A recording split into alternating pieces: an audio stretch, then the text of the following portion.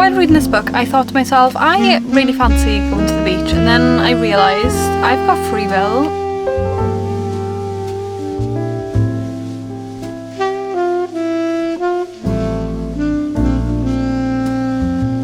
Something happened with Julian's sister.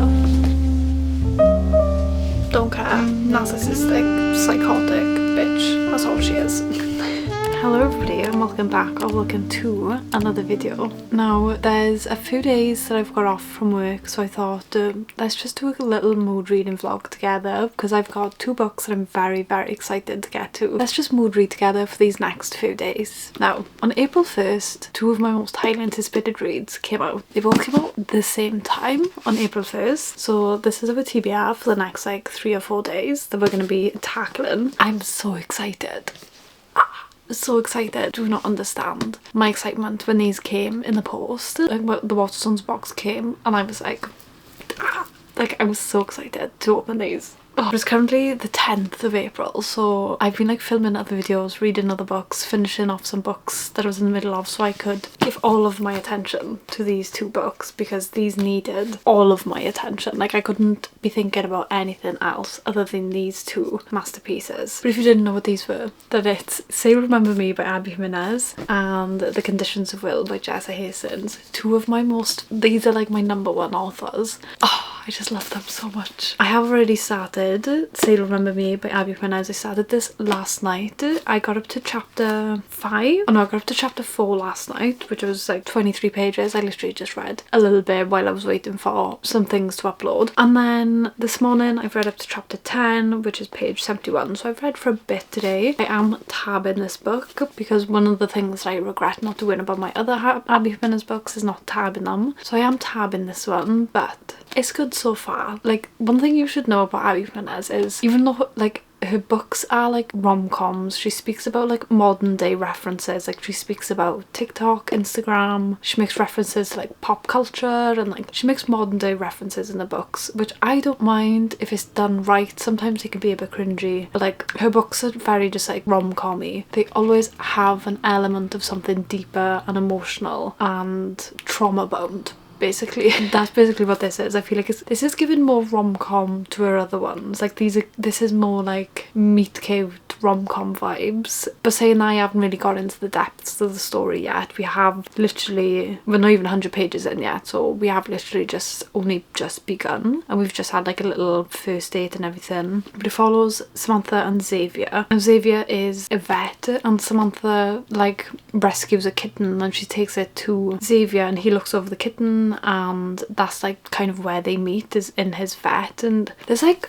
I'm gonna try and find it because it's very like not insta-lovey, but the way that he asked her out was insane. I was like, what? We switched up so quickly. Okay, here, page 18. Okay, so the premise of the story, Samantha's taken the cat to Xavier and Xavier said, your cat's basically got no butthole, he's gonna need like a specialist surgery. But Xavier's like, you may as well just put him down, there's no point doing that. But Samantha was like, no, I'm gonna raise this money, I'm gonna get him this specialist surgery. So like fast forward, the surgery's done, Samantha's raised this money and she goes back to Xavier so he can like look over the cat because she's going to be moving to LA to look after her mum because her mum has dementia. So she takes the cat back to Xavier and during the exam they're having like a chit chat, and then she waited, giving me a well look. Well indeed. Would you like to go on a date with me? He asked.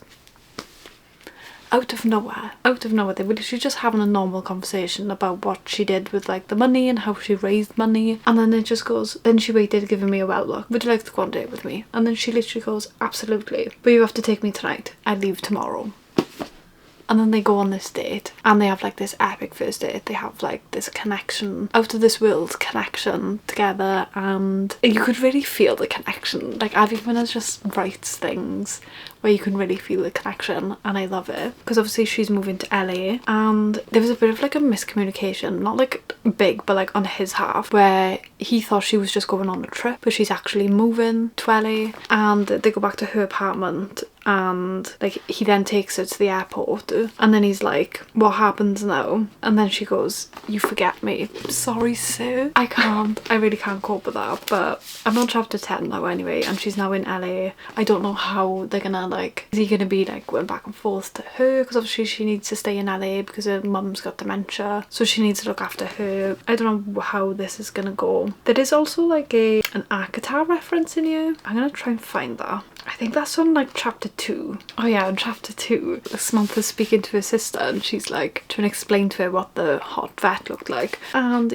she goes, what did he look like? And then Samantha was like if Rhysand from Akata series was a real person. No, that's all I can imagine is Rhysand when I read this book. But that's what I mean when she makes like modern day references. Like she's spoken about like Akata, she's spoken about like, what else has she spoken about in here? There's like loads of little things like Instagram, she's spoken about like TikTok, and the way she speaks is very much, she speaks like I speak. She speaks in brain rot like I speak. I'm sure I highlighted somewhere because I've highlighted so much in this book. Oh, beer. Just like the like thing, it's giving Greek god vibes. That's the way I speak. Like, it's given. It's given. It's serving. It's given. Like, that's how I speak. Reading it in here is kind of weird, but that's just the way Abby Jimenez writes. She does like very modern day humour, and she speaks about pop culture, and she makes a lot of references to the real world. So if that's not for you, then these books might not be for you, but they should be for everyone because Abby Jimenez is an amazing author. She really is. But anyway, I've got some stuff I need to do. I need to edit a video, I need to just sort some stuff out, and then I'll pick you guys back up when we do some more reading. But this vlog's just gonna go on for like 3 or 4 days, nothing like out of the ordinary, not like a full week like I normally do. It's just gonna be like 3 days of me mood reading these books. So I'm gonna try and fit these in, like try and read these 2 within 3 days. So I'm gonna try and get at least 200 to 250 pages into this today, and then we can finish this tomorrow, and then hopefully get a big chunk of this, because I've recently just watched Sarah Crowley's new video and she's read both of these in her new vlog, and I watched her like take on this, and I'm very excited to read this now because I don't know what this book is about. Like, I didn't know what it was about until I watched Sarah's vlog, and now I'm excited for it. I am really excited. I am kind of sad that the UK don't have paperbacks. Like, I had to get the hardback, but I am kind of like, the hardback does have like these beautiful end pages, but I do also really love a paperback. So I'm hoping the paperback comes out soon. But yeah, anyway, I'm gonna love and leave you now. I'm gonna do what I need to do, and then we'll get to reading a bit more.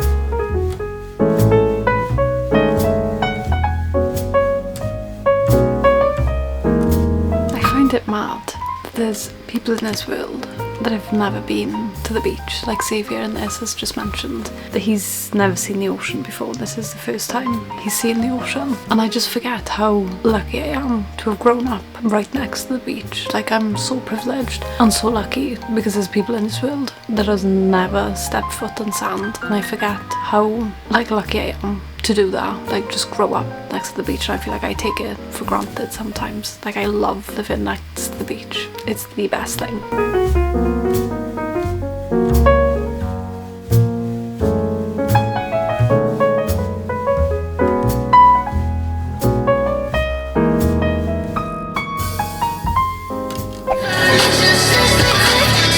Right, let's pause Tate for a sec.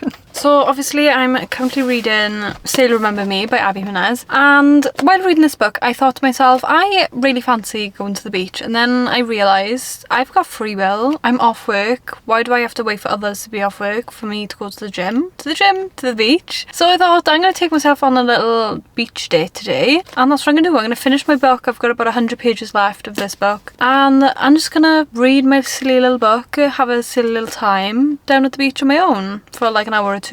It's funny because I read this specific quote from this book, and I just I read it, and I mentioned last night that it's crazy to me that some people just haven't been to the beach, and I realised I really do take for granted that I live right next to the beach. I can just go to the beach at any time. And there's people who grow up in, you know, gridlocked, and they grow up in I don't know, London and places like that, and they've never seen the beach. So I just thought to myself, you know what? I'm going to make the most of the sun today, and I'm going to go read at the beach. Social anxiety or not, I'm going to the beach. Bruce, literally, I'm going to read this little quote for you. Perfect for his first time laying his eyes on the sea. I couldn't recall the first time that I saw the ocean. I'd been too young to remember. The Pacific was just so ingrained, it was a part of my very foundation. And even though I didn't remember the first time, I had plenty of family memories over the years. These were the kinds of things that Mum would remember, the core memories so old they'd be the last to go. She was forgetting from the present backwards, her life unrewind, people and places and experiences blurring and vanishing. Maybe at the end, all that would be left would be a memory like this one. And I thought, do you know what? It's the little memories that we always remember. And I'm always, no matter what, going to live next to the beach. So I'm going to go to the beach and read my silly little book. So let's go to the beach.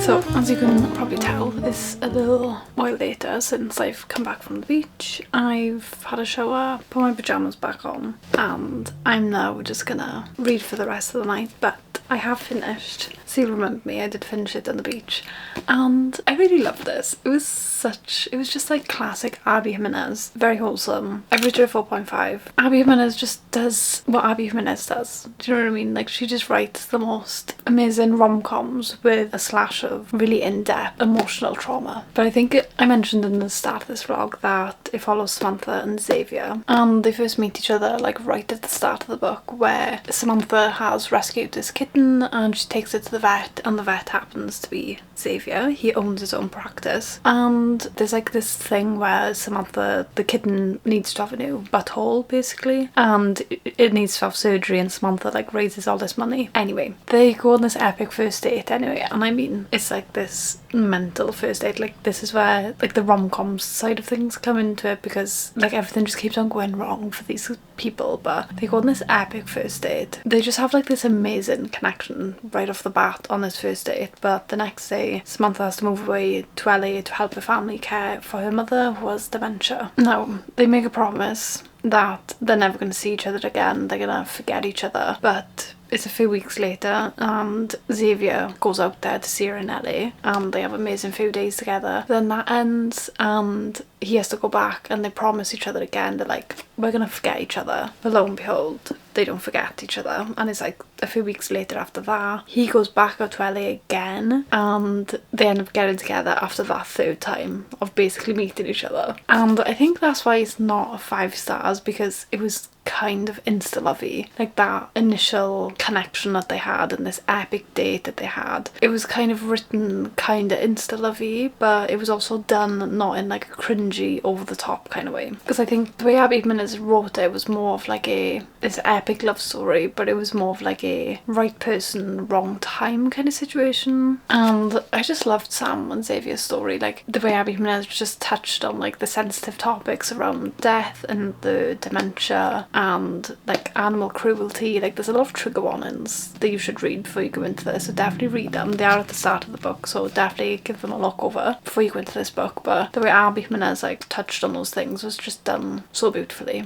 And I think this book just made me appreciate like the smaller things in life, and like not to take the small moments and the small memories for granted, and to just live in the moment and not have to have something really big going on every single day, and to not need something extravagant happening every day. Like the little memories and the little moments is what people remember in the end. I don't know, it was really wholesome, it was really cute, I really loved it. But it's obviously time now for us to go in with our second book, which is obviously, as I've mentioned, Conditions of Will by Jessa Hastings. I'm so excited to read this. I'm just more excited to like read her writing again. Like Jessa Hastings has a very distinct and unique way of writing, and it's very Jessa Hastings coded, and I just love it. Like she speaks in metaphors and every sentence is like a metaphor, but it's not done in like a pretentious, hard to understand way. It's done in a very like poetic, beautiful way, and done for like around normal things. So she doesn't like overdo it and overcomplicate things. She says it around like really normal things, and it really like makes you connect to these things, and because it just feels so normal. But she just makes you think a different way. She like makes you see things from a different perspective, and she just writes it so beautifully. And I love Jessa Hastings' writing. It's honestly so beautiful. There isn't a book that I haven't liked. Like I really enjoyed Never, unpopular opinion. Not everyone loved Never, but I did really enjoy Never. I thought it was really cute, and I am really excited for the second book of that to come out, because Team Hook. And then out of the Magnolia Parks books, you guys all know I love the Magnolia Parks books, and I am Daisy girly through and through, and the fact that we're still gonna have 2 more Daisy books is insane. Like I cannot wait for the next 2 Daisy books. I need to do a reread of them books. I really do. I literally have a whole Jessa Hastings shelf. I have so many copies of Jessa Hastings books. It's insane. So I am very excited to actually get into this, because I don't even know what it's about really. I kind of know, but I've like kind of not wanted to read it. As secrets, both old and new, threaten to push the Carters beyond breaking point. There are only so many cracks a damaged family can take before it shatters. So I think we've got like family drama / a romance, which is kind of similar to like her other books. There's always some sort of like family toxicity drama, and then we always have like romance as well, and they like coincide quite well. So I'm very excited to read this. But I'm gonna do some editing for a little while and then we'll actually start this. I'm gonna try and read, because it's still a little bit early, so I wanna try and read at least like 50 to 80 pages tonight, hopefully, and then we can read like a big bulk of it tomorrow, and then we'll have Sunday as well, and maybe we can finish it off, hopefully.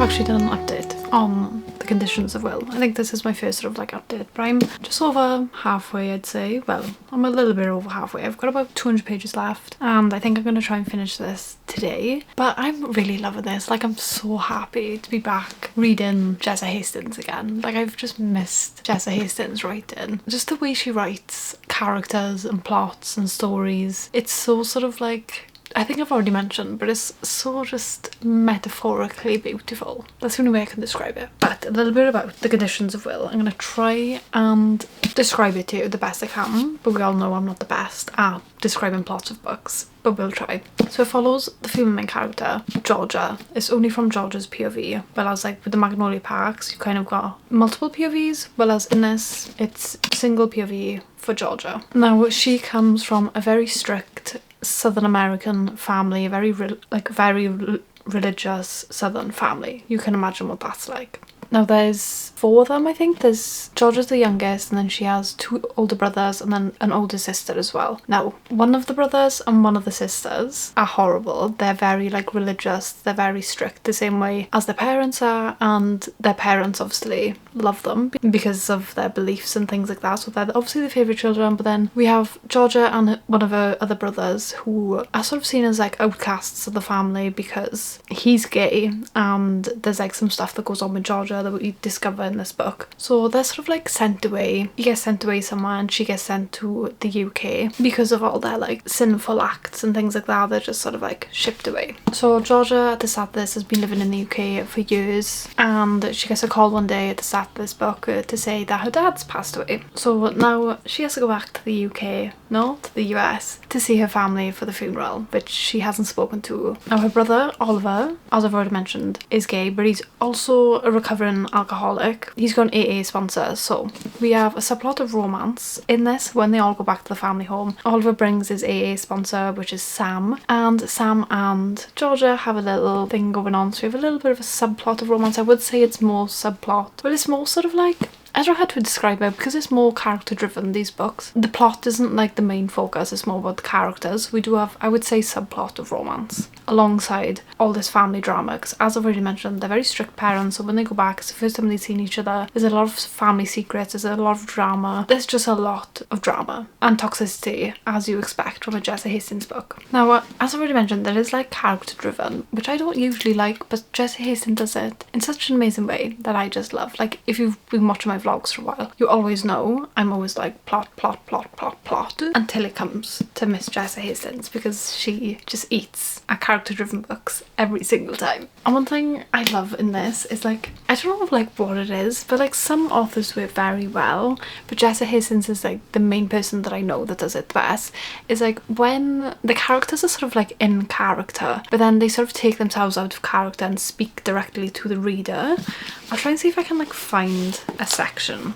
I don't know, I can't find anything, but it's more like, the only way I can describe it is they're like in a scene and there's like dialogue and everything, and there's back and forth between characters, and all of a sudden Georgia like takes a step back, and this is sort of as if she's like then explaining the situation and the backstory of the character or things like that to the audience, to us, the readers. That's basically what it feels like, and I just love that, like the little like backstories we get in the middle of chapters, and the little like the history things that we get of the characters' lives like in the middle of scenes. I feel like it just adds so well, and Jessa Hastings does it amazingly. But I'm not too sure where the plot's gonna go, because as I've said, I've got about 200 pages left and I'm not too sure where it's gonna go. I feel like I'm waiting for the other shoe to drop, because at the minute there's sort of like this subplot of romance, as I already said, between Georgia and Sam, but Oliver doesn't know that there's like this connection between them, and because obviously he's Oliver's AA sponsor, I feel like Oliver's gonna be really upset, but I feel like there's something else going on. There's something else going on, and there's something else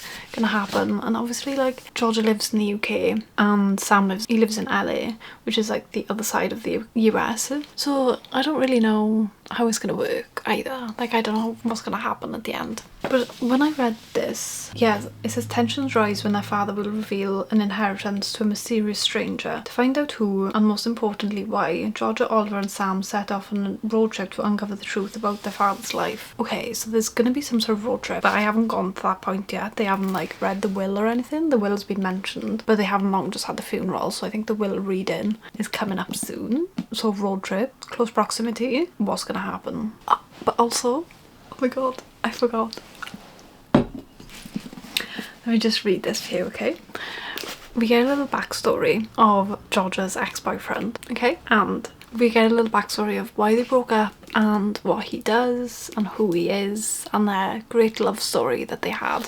But the backstory is he went away and he does a very dangerous job, okay? He went away, he ghosted her for a while. He came back and he was like, we have to break up because my job is dangerous and I don't want to put you in danger. And then it goes like this. No, you're being stupid. You love me so much. What are you doing? That's the problem. He gave me a hopeless shrug. I do love you so much. And I cut him off with my question. What happened? Something happened with Julian's sister. If you didn't know who Julian's sister is, it's Daisy Hates. The crossover. I didn't know that I needed that crossover. Oh, as a Daisy girly, I'm scared. I'm scared. We have a little glimmer. That's all we have is something happened to Julian's sister. That's it. We literally just had something's happened to Julian's sister. Like, Miss Daisy girl, what's happened to you, girl? I need a Daisy Hates book in my hand ASAP. I have been like slightly highlighting this. I haven't been like fully annotating. I've just sort of been like highlighting little bits that I really love. Like, this is just like a preview into what Jessa Hastings' writing is like. He gave me a long look, then kisses me again. It's not rushy or urgent. It's not a bookend kiss. He's not signing off. He doesn't say goodbye. He just kisses me. Hands in my hair, soft and melty, and then he slips out of my room. His kisses are like commas. Stop. Stop right now. Honestly, yeah, I'm loving this book so far. Like, I'm here for the family drama. I'm here for everything that this book is. Is it going to be a 5-star? We'll see how it ends. But at the moment, it's sitting at like a 4.25. But depending on how it ends and what goes on, this could be a 5-star. Yeah. I'm obsessed. Well, we've got about 200 pages left. I'm gonna sit down and read for a bit. Well, I'm gonna do some editing first and then we'll sit down and read for a bit. But yeah, I love this book so much. So, as you would have seen, I have finished The Conditions of Will last night and I've decided to sell on a 4.75. I didn't rate it straight away, but I've had some time to think about it. And I've decided it's a 4.75 and I'm gonna tell you why, because I did mention that it could have been a 5-star, but the reason it's not a 5-star is 1, I didn't get that feeling, and 2, I was being really picky about certain things, so that's why it's not a 5-star. But the main thing is I just didn't get that 5-star feeling. Obviously I mentioned that it follows Georgia and she comes from a really strict religious southern family from America, and her and her brother Oliver were sort of like pushed aside. They got sent away because of all their sins that they've done. So that's like the main bit that I'm gonna let you know right now for the reasons why this isn't a 5-star, and some of the reasons like did my head in a bit.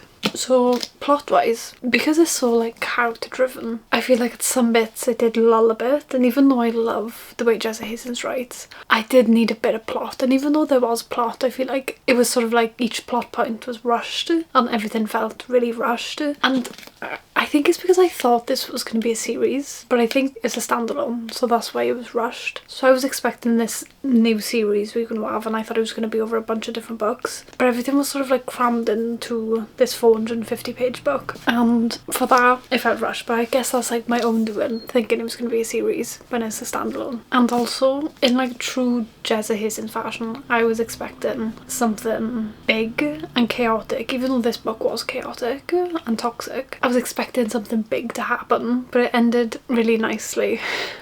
Like, it actually had a happy ending, and I feel like I was expecting something like really big and dramatic to happen, and we just didn't have that in the end. But I'm gonna speak about Oliver, okay, because he is up there with how much I really disliked him in the end, okay. So Oliver is Georgia's like older brother, well, one of her older brothers, and I think I mentioned that he's gay, and he is one of the outcasts, obviously, for one of the sinful acts he's done along with Georgia, and he just annoyed the shit out of me towards the end, okay. He really annoyed me. So Oliver is an alcoholic, and he brings Sam with him, which is an AA sponsor and sort of like Oliver's friend as well. One thing you should know, Oliver really fancies Sam, but Sam is straight. He's not bisexual, he's straight. And him and Georgia obviously start up something, and that's where like the romance element is. And obviously Oliver discovers this, he gets really pissed and really angry, and he's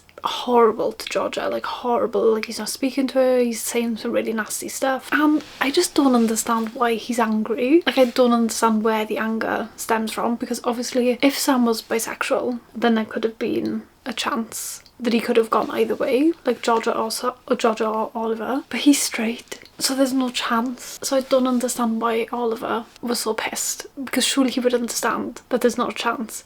And like I can see the element of, you know, it's like it's Oliver's friend, it's his AA sponsor, and he doesn't want anything to like jeopardize that, but that wasn't his reasoning. The reasoning was he fancied Sam and Georgia took that away from him, and I'm just like, but she didn't. And he was so nasty towards her, towards like the end, and I don't know, I just couldn't forgive him, to be honest. But the other brother, Tennyson, really liked him. I think he had the most and the best character growth within this book. I really liked Tennyson towards the end. Sorry, I just had to run down and get a parcel, so I totally forgotten my train of thought. But I think I was on about Tennyson, and he had the best character development. That's all I'm going to say. I feel like he really pulled through as a brother, and he was there for Georgia in the end. And then we got Marianne. I'm not even going to speak about Marianne, whatever her name is, don't care. Narcissistic, psychotic bitch. That's all she is. And then obviously I think I said that we've got like some sort of like story towards the end, or this like plot thing about discovering who this person is that their father's left all this money to in the will, and they go on this road trip and they discover a bunch of secrets, and they all decide not to tell the mother. I personally think they shouldn't really protect their mother. I think they should just tell her, because they have, like, her mother hasn't protected them their whole life, even though the mother thinks that she hasn't really. So I think that they should have told her, even though I do think that she knows, because there was like some little bits at the end that hinted that she kind of knew, but I think they should have told her anyway. So in the end, the only people that I like in this book is Georgia, Sam and Tennyson. Oh, and Savannah. That's all. And we got introduced to a lot of characters. The rest of them, no thanks. But 4.75, still a really good book. Still really enjoyed it. And I do think you should read it. It was really good. It was so nice to just read Jessa Hastings books again and read her writing and just be back in a Jessa Hastings world. And the little like crossover we had with Julian and the mention of Daisy. Oh, stop. I'm so excited for a Daisy book. We haven't even got talks about another Daisy book. Like, I honestly think the next book she does is going to be another Never book, and then it's going to be a Magnolia book. No, I'm so scared. I'm honestly so scared. But obviously now we've come to the end of this reading vlog. I hope you guys enjoyed. We had a fun old time. We've taken off 2 of our highly anticipated reads. We thoroughly enjoyed them both, and I just love these books. Honestly, Abby Jimenez and Jessa Hastings, 2 of my favourite authors. Can't do no wrong. Highly recommend these books. But yeah, I'm gonna love and leave you now, because I'm about to start another reading vlog, which is another mood reading vlog, where I'm going to be reading a sneak peek at Kingdom of Flesh and Fire in there, which is book number 2 in the Blood and Ash series, so keep your eyes peeled for that series. No, for that video. And make sure you subscribe so you don't miss it, click the bell, all that jazz, and yeah, I'll see you guys in the next video. Bye!